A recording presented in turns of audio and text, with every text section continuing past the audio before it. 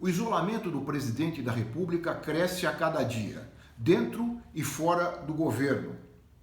O trágico embate com o ministro da Saúde em torno da luta contra o coronavírus é o mais evidente, mas não é o único embate. Setores da justiça e da economia também dão sinais de inquietação com as falas presidenciais. Os atritos com os demais poderes se acentuam. O presidente do Senado, ele mesmo vítima do vírus, publicou nota em termos muito duros contra a posição de desprezo do presidente pela pandemia. O presidente da Câmara, sem escrever, tem dito poucas e boas há mais tempo, muito antes do vírus chegar por aqui. Agora foi a vez de um ministro do Supremo agir. O ministro Marco Aurélio aceitou uma denúncia-crime relatando nada menos do que 20 manifestações do presidente que colocam o país em risco diante da epidemia e pede o seu imediato afastamento do cargo. Agora, finalmente, foi a vez dos jornalistas se manifestarem. Até então, os seguidos ataques à mídia feitos pelo ex-capitão do Exército só haviam recebido resposta das entidades profissionais, como a FENAGE, a Federação Nacional dos Jornalistas, os sindicatos de jornalistas de vários estados brasileiros, a Associação Brasileira de Imprensa, a ABI, e até de entidades patronais. Os trabalhadores da imprensa ainda não haviam se manifestado na qualidade de jornalistas, mas também na qualidade de cidadãos. Submetidos diariamente a agressões verbais e muitas vezes ridicularizados pelo presidente e por grupelhos de seguidores na porta do Palácio da Alvorada, todos os dias preferiam ficar calados. Nesta terça pela manhã, eles continuaram calados, mas quando o presidente incitou um desses apoiadores a atacar os repórteres, eles recuaram e deixaram os dois lá falando sozinhos. Ainda é pouco, sabendo-se de quem se trata, mas é um ato de grande efeito simbólico. A mídia brasileira vive hoje um dos momentos mais esquizofrênicos da sua história.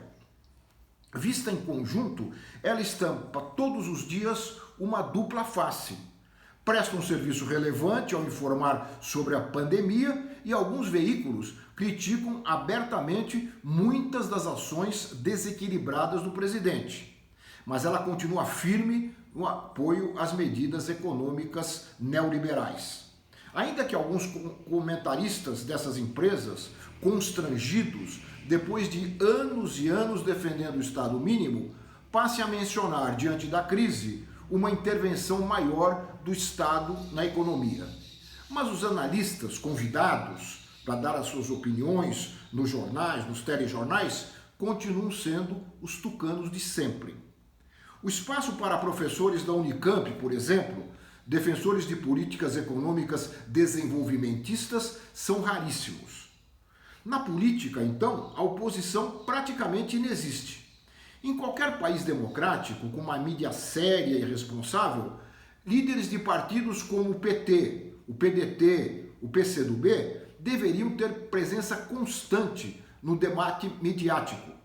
Assim como o presidente Lula, como o ex-presidente Lula, que não aparece de maneira alguma nessa mídia. O mais popular líder político do país não tem direito a apresentar as suas propostas e análises através dos meios de comunicação. Ele inexiste.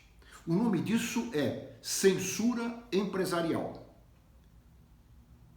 Para não falar também no lumpenzinato televisivo, tipo Ratinho, como são SBT, Record, Rede TV, que abrem espaço para algo que já não é mais informação.